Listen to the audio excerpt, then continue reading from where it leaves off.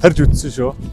22 онд Монгол Улсын ерөнхийлөгч маань зарлиг гаргаж Тэрбумот хөтөлбөрийг одоо санаачилсан. Тэр үүднээсээ манай Улсын дөрвөлжгийн Эрдмийн театр ч гэсэн энэ үйл ажиллагаанд хамтран орж дэмжиж бас ажилтнараа байгууллагаараа бас мод тарьж энэ сонсголонгийн тэнд одоо тарьсан. Мод угсаал одоо бидний энэ амьдарч байгаа энэ уур амьсгал тий ялангуяа тэр одоо цөлжилт гэж дэлхийд даяар одоо яригадаад ах шиг бай.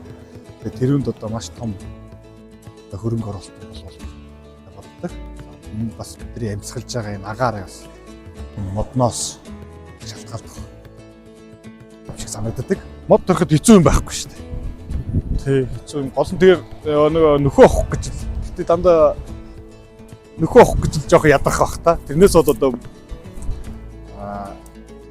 мэдээж кайп жаргал юм да.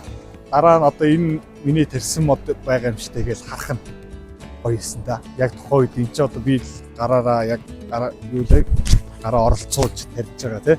Өөрийнхөө ингээ одоо зориулж байгаа гэдэг үүднээсээ дараа нь энэ мод ингээд ургаад бидний хойч ирээдүйд бас хэрэгтэй зүйл хийж ийн гэдэг дээр л их баяртай байсан да.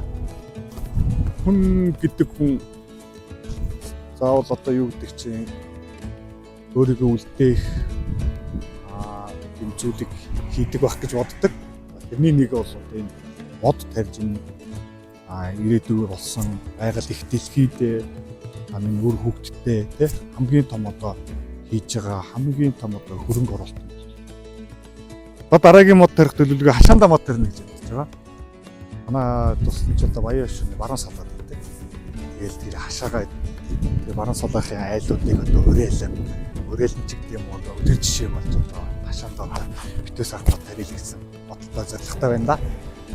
Манай Улсын дөрвөлжгийн Эрдэмийн театрын дуурийн боцлооч Монгол Улсын соёлын тэргүүний ажилтан аваад орж бөмхүү шижир бол урыгаа одоо мэн шиг хийж өрөөлье гэж бодож байна да.